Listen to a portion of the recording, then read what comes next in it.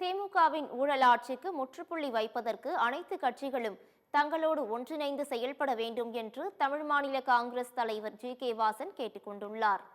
தமிழக அரசின் டாஸ்மாக் ஊழல் மற்றும் மக்கள் விரோத போக்கை கண்டித்து சென்னை மாவட்ட ஆட்சியர் அலுவலகம் அருகில் தமிழ் மாநில காங்கிரஸ் கட்சி சார்பில் ஆர்ப்பாட்டம் நடைபெற்றது.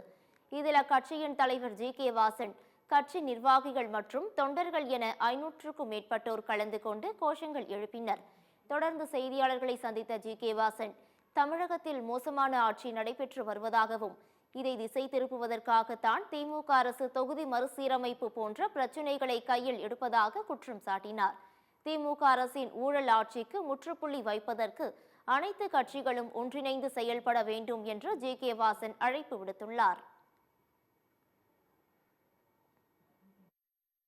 4 வருடத்திலே மக்களுக்கு கொடுத்த எந்த வாக்குறுதிகளையும் இந்த அரசு நிறைவேற்றவில்லை.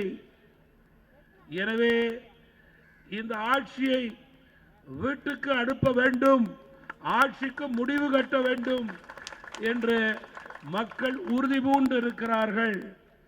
மக்களுடைய உறுதியை மீண்டும் அவர்கள் மனதிலே பசுமரத்தாணி போல அடிப்பதற்குத்தான் தமாகவினுடைய ஆர்ப்பாட்டம் என்று நான் குறிப்பிட விரும்புகிறேன்.